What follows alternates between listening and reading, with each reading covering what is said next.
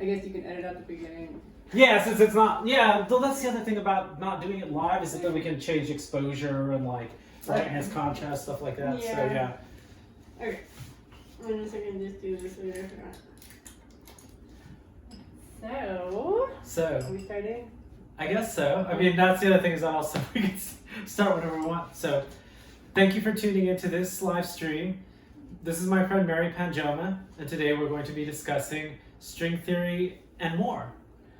Yes, whatever comes up, I'm hoping today just goes like our normal conversations on philosophy. Sure. We have such chemistry talking about philosophy, and I've been wanting to do this for so long, and I'm so nervous and excited to do it. Well, thank you for the invitation. I always enjoy our conversations so much, Aww. and I feel like we cover such a very interesting range of topics. Well, thank you. So I normally get started just like if I'm just at a party or a bar getting started talking about philosophy. The first thing that I usually talk about with somebody is string theory. So I think that's where we'll start today. And I know you've kind of heard this spiel before, probably a billion times actually. I have been friends with Joseph for like 15 years, so he has definitely heard the string theory spiel. So where do I start on this? I mean, I'm so obsessed with music and philosophy both, and most people only know publicly my musical side. But if you know me, where's my phone? If you know me personally, you know that I'm obsessed with philosophy.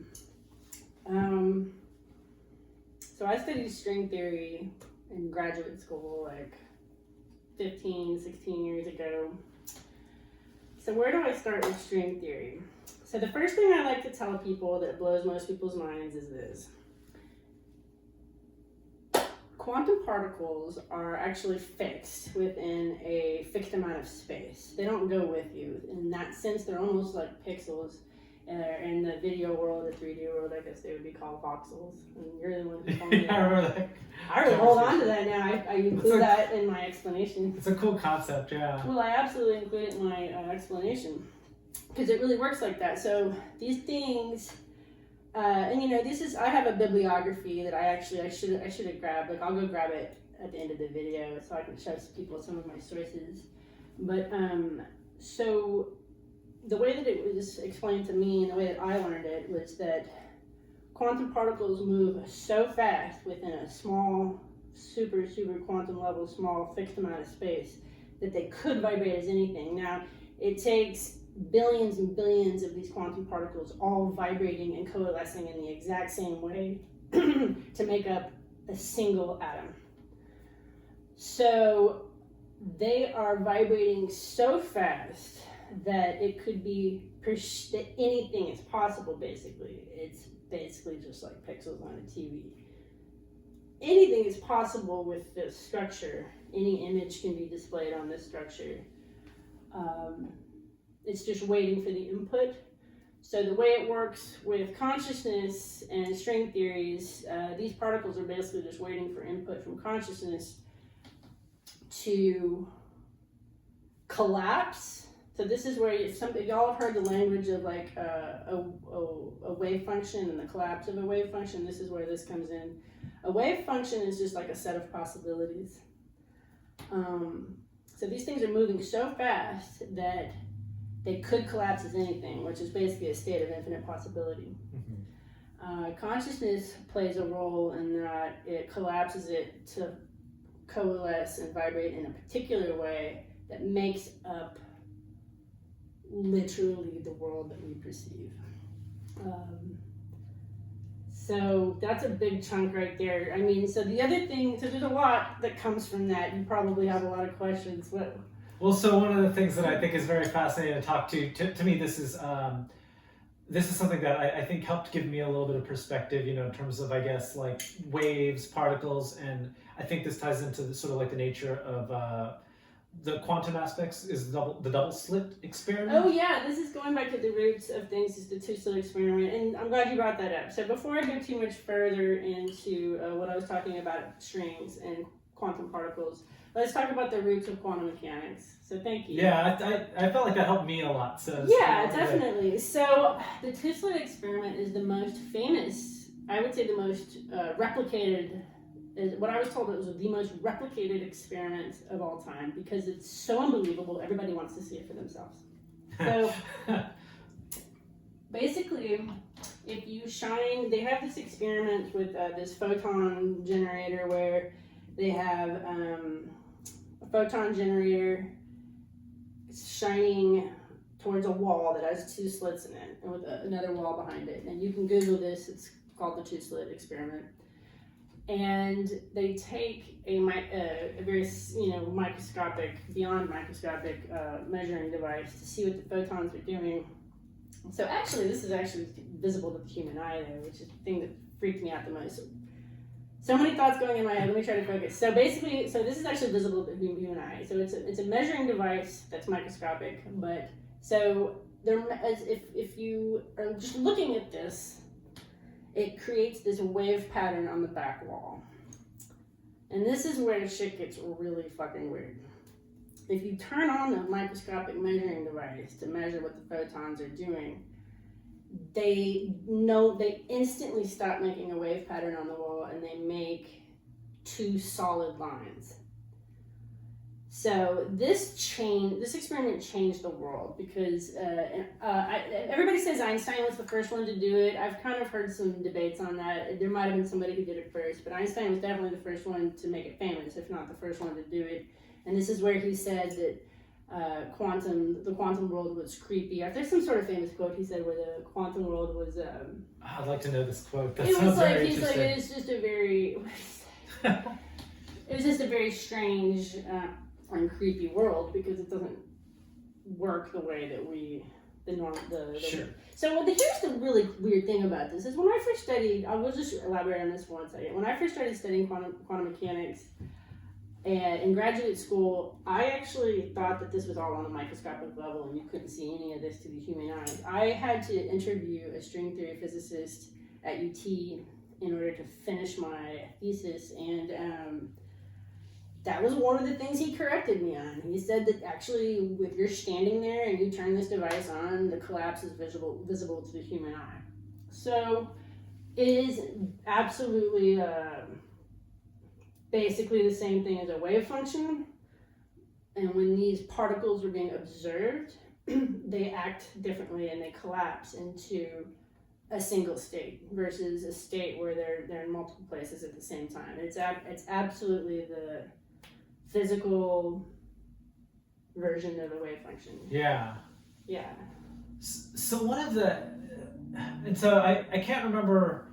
It is sort of like a bit of a complex concept to understand, and I remember one of the interesting, one of the big takeaways that I had that I thought was very interesting to think about is that my understanding is that so they blast these photons through the slits, and then I sometimes I have trouble remembering. I think it's like because it's like at one point they use this like observation, the microscopic observation, and then another one they don't. But basically, through one test, the photon particles react to each other as though they were like.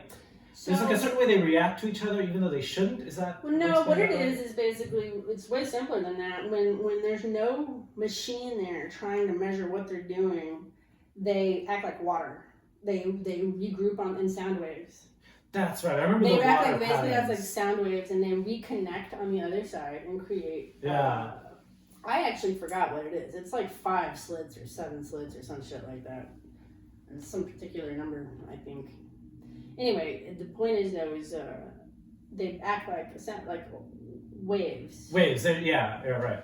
Okay, well this is the terminology that you might be familiar with that I wasn't using. They act like waves. Yeah. They act like waves. So when you put the measure in their device, they act like particles, which is they're just straightforward and they don't reconnect on the other side, and they just make, and then that's the case that they make 2 slits on the wall. This is literally unbelievable to most physicists are not. See, I basically studied philosophy of quantum mechanics. Most physicists are not like me. They are very much like realists. They don't like this behavior. They like everything to fit into an explanation. So this opened up a huge can of worms, you know, in the physical world.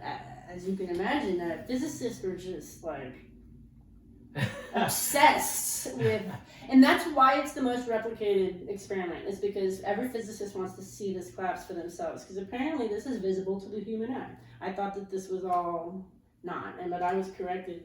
Wow. Yeah, this is visible, the collapse is visible to the human eye. Wow, that's fascinating. Yeah, there's videos, I think, yeah. So, what I wanted to get back to so basically reality exists in this total wave state where everything is possible everywhere all the time.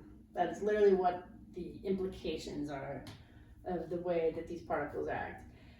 And the main thing that I love to explain to people is as you're moving through the air. So and we know that on a biological level, on a macro level, that on a cellular level, our bodies are replaced like whatever 7 years or something like that. Well, it's way crazier than that on a quantum level. On a quantum level, you're replaced as you move through space because everything is like pixels. These quantum things are fixed. They don't move with you. They're like pixels or voxels. They are fixed in space. So what that means is right here, they're vibrating as air. They're vibrating, or billions of things are vibrating all at the same frequency that it takes to make an air molecule or whatever.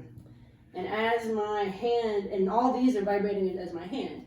This is my example. So as I move my hand through the air, they're literally changing as I move my hand through it, just like pixels or voxels. So now the ones that were vibrating as air are now vibrating as my hand, and the ones that were my hand are now vibrating as air. Which I swear to God, that's probably what traces are when you're tripping, but I don't know for sure. So another way I like to think about it in sort of like an example that comes to my mind is sort of like the scan rate or refresh rate of a TV. It's working, right? What's that? We're sure it's recording, right? I mean, I can double check. Yeah, we're gonna double check. It is still recording, Okay, yes. Okay, what are you gonna say? I'm tripping a little. I can also edit that out too if we want to. No, I'm microdosing. They can do. So you know, when you have like a TV and it's basically like, you know, kind of like how you were saying, like, I don't know what there's probably a term, like a technical term for it, but essentially, like, you know, you're talking about like pixels or voxels, but you know, I've watched videos on YouTube where they sort of like analyze that technology where, you know, it's sort of like a point, you know, that sort of like that changes to match the movement. Okay. You know what I'm saying? Okay. So you know, like if you, for example, because I think the one I saw was like Super Mario Brothers. So Mario's not actually moving across the screen. Each of those pixels that corresponds to that particular point on the TV is changing to match the expected movement pattern. So it creates a cohesive Yes, and then that's funny that animation. you say, so the way that you say expected movement pattern, this is where, and this is an important introduction to the next part of string theory that y'all would need to know about, and this has to do with multiverse theory too. So basically, this is where extra dimensions and or extra universes come into the picture. And trust me, physicists really don't like this. I've talked to a lot of physicists about this, and they are not, you know, they're very much so realist by nature. So okay, I lost my train of thought. So let's take a sec to get it back. Help me. Where was I? We're talking about the expected movement. Okay. Yes. So basically, the expected movement. So this is a really good opportunity to explain the way that this works. So basically, here we are in the moment. The moment is the only time that a wave function is collapsed. As soon as you go into the future or the past, it's uncollapsed. In fact, if you want to Google Stephen Hawking's cone model of reality, I don't even know if you need to put the of reality at the end, but if you do Stephen Hawking's cone model, this is exactly what he's talking about. So in the moment, all wave functions are collapsed, although this is arguably an illusion, actually. Everything is probably happening everywhere at the same time. And this is where extra dimensions, hear me out. Okay, this is where extra dimensions and extra universes come in. But according to Stephen Hawking's cone model of reality, as soon as you move into the future or the past, like if I stand up right now, I'm out of the frame, of course. So if I stand up though, I could go left or right. So in 2 seconds from now, those are actually physical states that exist waiting to happen, both existing at the same time. This is where physicists, this is Schrodinger's cat, if you've heard of Schrodinger's cat. Physicists really don't like extra physical states. So, and we don't see these physical states. So they have to belong somewhere. So this is where extra dimensions and extra universes came from. There has to be somewhere for these physical states to exist because we don't perceive them. Trust me, they don't like this one bit. They want it, so what physicists want to do ultimately is get it down to 3 space dimensions and 1 time, which is what we perceive on a normal everyday basis. But what they have not been able to do that. When I'm not really onto the mathematics side of things because I'm on the philosophical side of things, but when you crunch all the numbers, there has to be like 11 dimensions for this to work according to certain computations. Other computations say it needs to be 12. Other people say it needs to be 13, but it always hovers around that number. It's nowhere close to 3. Basically, there's all these physical states that have to exist to make sure that the one that we perceive works right and actually comes into the picture. So basically, Stephen Hawking's cone model of reality is like, it's almost like a blend of free will and determinism, because basically this moment, so the next moment I can go sit up and go left or right, and from those 2 places I can go left or right, and so it's kind of like a forking thing. So as you go into the future, it's a cone because the possibilities cone out into forever. The further you go into the future, the more it goes out into forever. The thing that people hate about this also is that it means that the past is just as malleable as the future. Stephen Hawking's cone model of reality forks back off into the past as well. And this is where you start to get some bleed over between Native American philosophy and mythology and quantum mechanics. The past is just as malleable as the future. And that really blows everybody's mind. So the only time that we think that once the past is past, that it's a linear thing, it starts to, I don't really exactly even know how that works actually, but basically it means that as soon as we pass the moment, we start forking back off into possible wave states. Just like we do for the future. Yeah. So when you're talking about an expected reality, so the question is, consciousness is literally what collapses the wave function into this point called the moment. And depending on what we choose, it actually determines what set of possibilities is next. So it's not like total determinism, but depending on what you choose in the moment, it determines like a set of possibilities for the future. Where am I going? Well, I guess you're talking about the 2 cones. Right. So, well, let me ask, would you mind if I because you mentioned earlier that you wanted to talk, would you mind if I introduced a new topic real quick and maybe this would tie together? Maybe, yeah, okay, yeah. So we're talking about the present moment, and we're talking about the past and the future. But like you had also mentioned, something you've been thinking about a lot recently was whether or not there was like a beginning to the universe or an end. Oh, that is a big jump. That is a big jump. Let me see if I can Sure. think of anything else that I wanted to say about string theory first. I didn't know if that would somehow that does relate. tie in. It will. I think it does, but it's a bigger jump than I think I. Well, let me think. So I mean, one of the biggest things I did want to just extra convey is that literally on a quantum level, as you were moving through the air, you were a completely different person. So not like even pixels just or voxels. These things could be anything, and not only could it be air or me or you, but if you go far enough into the future, it could literally be anything.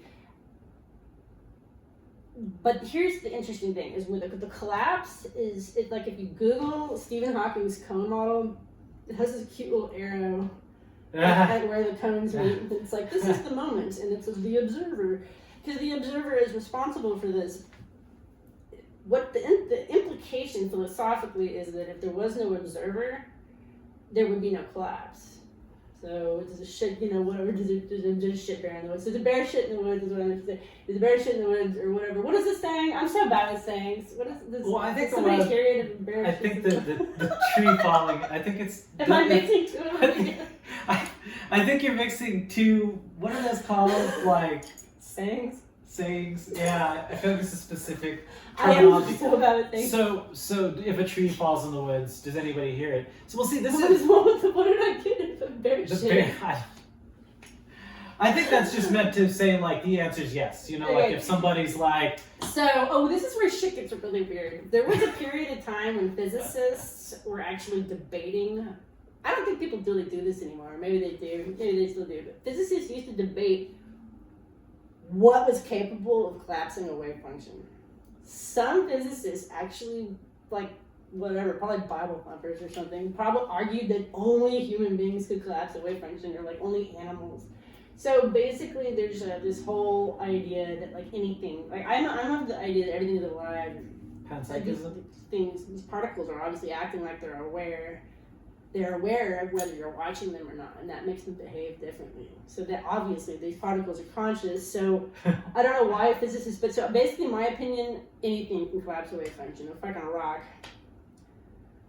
Anything that's conscious can collapse a wave function. Although I'm not sure every rock can really have the level of self-consciousness required. You get my point. But this was a debatable thing in physics for a while, because they're like, well, if we're talking about the ability to collapse a wave function, if there's a second from now, if I'm to the left of me and at the right of me at the same time, so that either could happen, depending on what I decide,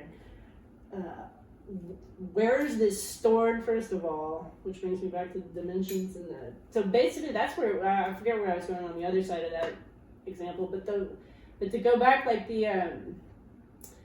there's all these, so the way that extra dimensions work is there's this sequence of physical states that it takes a certain amount of dimensions for them to disappear.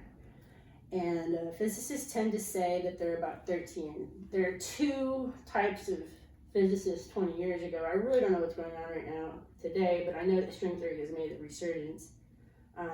Quantum foam was popular for a while, like string theory has made a resurgence, but there's two types of physicists back in the day. They either believed in extra dimensions or they believed in extra universes. But they needed one or the other to put these physical states that we weren't perceiving. So I am not a physicist, I'm a philosopher, and I started toying around with the idea what if there's no rules here? What if there's 13 dimensions, and what if there's other universes? And then I got to thinking about it some more, and I started thinking about how patterns work and how Fibonacci sequence work and golden ratio and music. And I got this amazing idea that dimensions repeated like octaves. Okay, that's very fascinating. So, and I asked this to the string theory professor. This isn't actually my thesis because this is so wild. How am I supposed to put this in my thesis? But I asked the string theory professor at UT, and his response was very straightforward. He was like, what you're saying is definitely possible, but physicists would never think about it that way because we're not looking for aesthetics. We're looking for simplicity. Whereas I guess I'm just being poetic, but I mean, apparently it's possible, and the more I think about it, the more I latch on to the idea quite a bit, which is, I'm going to talk about this painting. Maybe I'll do that. So I think I might get into the painting, but I want to talk about this painting for a second too. But it is the idea that there would be infinite dimensions and infinite universes, both. And I think this does bleed in now to your question, maybe. Okay. The way how the painting, Sure. One of the things I have been thinking about a lot lately is, as some of y'all know, I did DMT for the first time probably almost a year ago now, and it really helped me experience a lot of the things I've been trying to think about intellectually. And one of the things that it helped me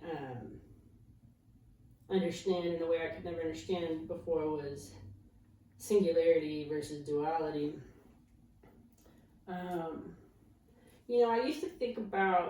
I used to blow people's minds just by just trying to get them to imagine what's outside of the universe.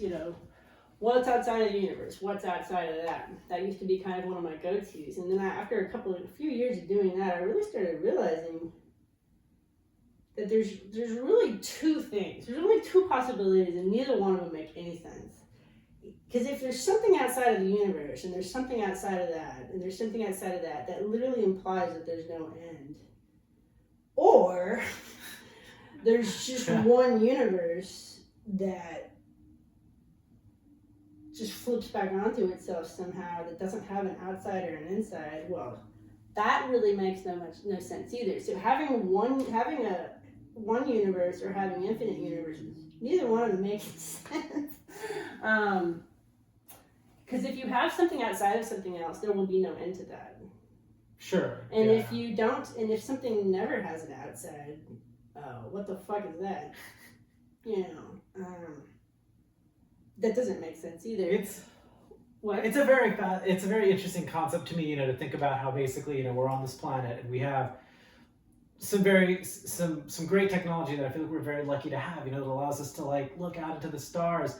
And it's one of the things that I thought was really exciting at one point was this idea that I saw this image, I guess it was some rendering that NASA did, which was basically the observable universe. And it's so crazy to me to think that this is what we can figure out, and then beyond that it's yeah, I know they put that. It's such a hard limit in terms of our understanding, at least for now. Of course, let's just pretend like we know. It still doesn't make sense. Let's pretend like we had some way to just keep exploring infinite universes.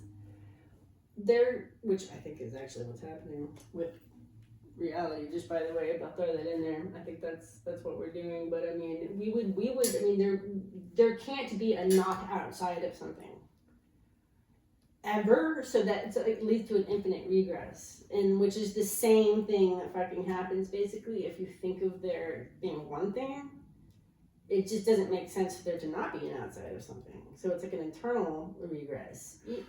So either way, it just doesn't make sense. I just saying that.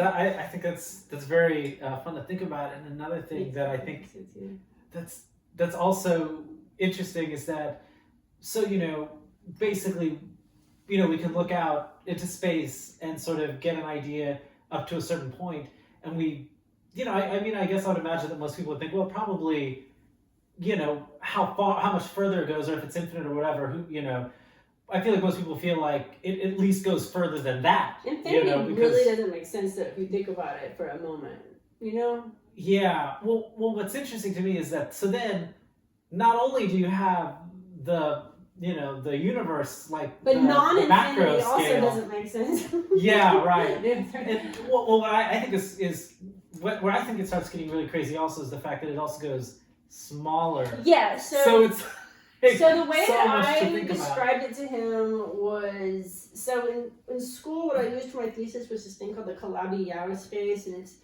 for dimensional walls. So we're talking about, when they talk about this is another great point. When somebody talks about extra dimensions, a lot of people are like, Twilight Zone, you're in another dimension, you're somewhere else. That's not the way dimensions work. Dimensions work very differently than that. Okay, dimensions are sizes, if you think about the dimensions of a box. So basically, if I stand up and I hide behind a wall, you can't see me anymore. They're talking about these physical states breaking up on a quantum level. So if these little walls that they're talking about, dimensional walls, are on the quantum side of the wall. So you're these physical states that are right in the past, right in the future that we're not perceiving, are like billions and billions of particles are actually vibrating behind the quantum walls. That's why we don't see it. Of course, that makes sense, but no. Is that sort of limited? Because I think something that I think is important to consider, when you're talking about the state of our reality and then also our consciousness, is that it's also sort of being filtered through our senses and reassembled in our brains, I guess, is how They're I think incredible. of it. Yes. So so my question, I guess, is basically like, so in terms of like when you're talking about these other dimensions and the quantum walls, do you think that there's kind of some similarity in terms of like how, like, say we can only see a certain like range of the color spectrum, or like audio, some things are too low or too high for us to hear. Is there a certain like, yes, is it kind of similar to that? Yes, this is a perception threshold issue, Okay, just like light and sound. So an ant and an elephant standing next to each other is the best I can give you in this world that we live in. They are in both of me, like a human being can see both of those things. They are living in completely different worlds when they're standing next to each other, and that's very much the way that the quantum thing is with collapsed wave functions, which is the moment, and uncollapsed wave functions, which are outside of the moment. Yeah. It's around a corner that we can't see. That's basically what it is. It's cool to think about. But if we were around, it's actually around a ton of corners. It's not just one. It's like billions and billions of quantum corners. But if your eye was able to go around that corner, you would be able to see multiple states at the same time. Yeah. Literally, because you'd be able to see where you were going if you if you decided to go to the left or the right, for example. Yeah. Right. It's fucking nuts. It really is, which is why I love talking about it. So I guess I wanted to talk about this painting. Every time I talk about this painting, everybody tells me that I need to watch Rick and Morty, and I have never seen Rick and Morty, but apparently I need to. Apparently I'm a really attractive, non-alcoholic. Is Morty the older crazy fucking guy? Apparently, No, Rick. Apparently I'm an attractive, non-alcoholic Rick. It's there's some really interesting concepts in that show for sure. I haven't watched a lot of it, but so this painting kind of is it kind of in that? Let me see what it looks like. Yeah, do you want to see? Yeah, I didn't really think about that. Let's see. That's actually perfect, but I hate that you would have to just hold it. Here, can we rest it on the? Let's see. We have this. Or maybe we better just set it like that. Okay. You see what I'm saying? Like, Yeah. Or. Yeah, you got it. Oh, actually, why don't we grab just another chair?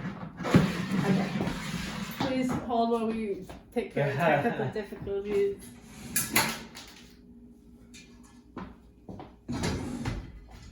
Okay, concept. You get your own chair in the conversation. Okay. So. I love this painting. Thank you. I know I've told you so many times how much I love this painting, but now it's on, it's on the internet for this video because I just appreciate it so much. Well, thank you. I've actually just done some digital versions of this, just trying to experiment. So basically, this was just an idea I had about. So I've mentioned to you that I feel like dimensions can go on infinitely, and basically what I'm saying is that dimensions can go on infinitely in both directions. When I brought this up to the physicist at UT, he was like, "Yeah, that's possible, but nobody thinks that way except for you apparently." But yeah, I mean, I was like, okay, well these can go on infinitely in either direction, just like music, just like octaves. So what I call dimensional octaves is like a set of dimensions that we exist in. Whereas I think that there are other octaves. Like physicists, like I said, I always say that, there needs to be 12, 13, 14 dimensions for all of the physical states that we don't perceive to disappear. Well, Calabi-Yau spaces are very complicated, but I'm like going away from the thing. A simpler version is the Fibonacci sequence, where it just gets infinitely smaller and infinitely larger. That's how dimensional walls could work. And you're looking at you could have whole worlds happening right here, superimposed onto the world that we're experiencing. And we would never see it because it's behind these dimensional walls. So anyway, so the way that I wanted to describe this painting was, I got to thinking about dimensions and universes existing simultaneously. So the way that I started thinking about it was, okay, well, if you're going forward in one set of spatial dimensions, which is just, if it works like music, it's going to be exactly 13 dimensions, whereas 1 is a repeat of 13. It's 13 chronological steps in an octave. So if it works like music, the number is going to be 13. But anyway, so if you're going forward in the dimensional octave that you're in, the universe just gets older and older and older, obviously. But here's the thing, is if you go forward in space, the universe gets younger, and I'll tell you why. It's I'm not saying the Big Bang exists, but this is the best way to explain it. It's as if the Big Bang was happening every single second. That's how the multiverse thing works. So if you combine multiverse theory and dimensional theory, you kind of get something like this. The multiverse theory is like every single universe, well, at least the way that I'm looking at it for this, every single universe is actually a slightly different age by like a second. So if you're going forward in this universe, it's getting, or in this set of dimensions, or this universe, it's just getting older and older. But if you go forward in space, the universe actually gets younger. Because if you're going forward through these spatial sets, every single spatial set, the universe would be younger and younger and younger. So if you're going forward through time and spatial sets at the same time, you would forever be in a universe that stayed the same age. That would be the idea.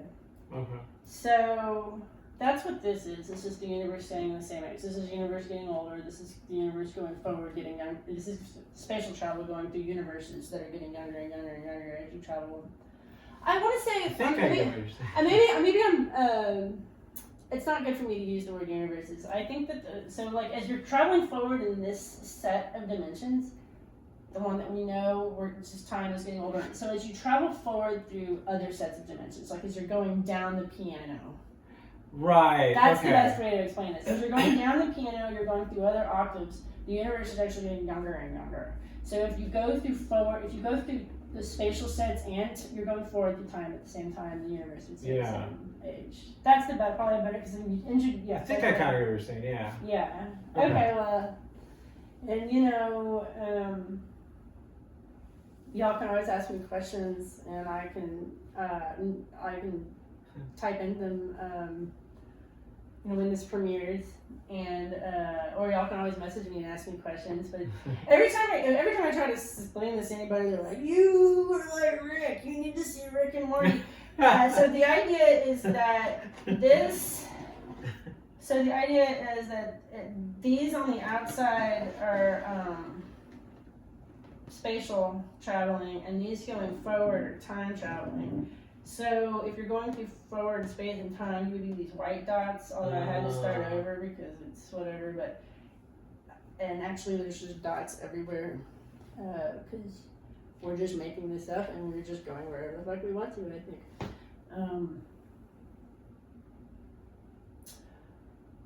So the way that, if somebody's wondering, okay, well, what governs the way that a wave function collapses one way versus another, and this might be one of the last things we talk about before we wrap it up. I would say that my understanding of string theory is that it's a very naturally democratic process. It depends on what the most people are expecting. Interesting. And that's why you said earlier about something about and I think maybe it took this long to get back to what you said. You said something about expected outcomes. So there's actually two types of creation. There's one that's sort of facing, like if you're at the moment and you're at Stephen Hawking's cone, you can either kind of face the past cone or you can face the future cone.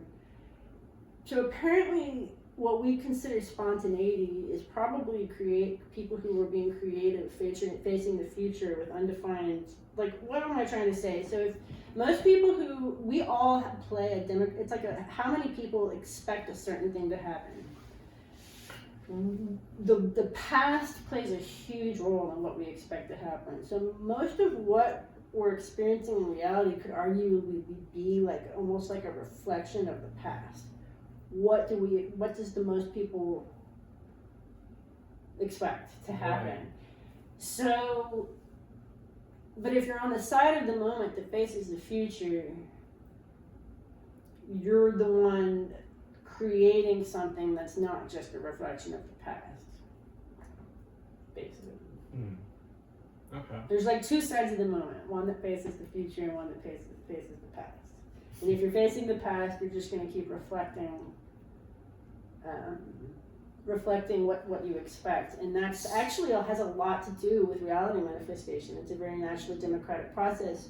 Well, which means also if you're alone by yourself in a dark room and there's no other input from any other, I don't know, conscious particles or conscious beings, you can do a lot. But the more conscious beings have input into reality, the more they all have input. So all their expectations feed into what happens. Yeah, I like this concept. Well, you know, one of the things that I've thought about a lot recently is, you know, like consistency is a very interesting aspect of, you know, of like this reality we experience.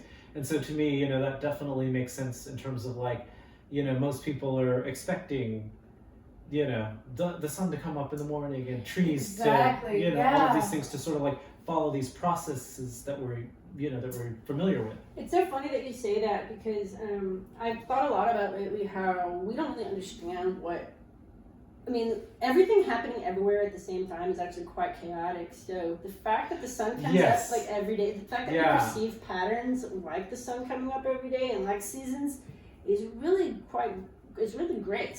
The fact that we perceive a collapsed wave function instead of chaos is evolutionary grace. Like, I don't know how we would survive if we were seeing everything at the same time.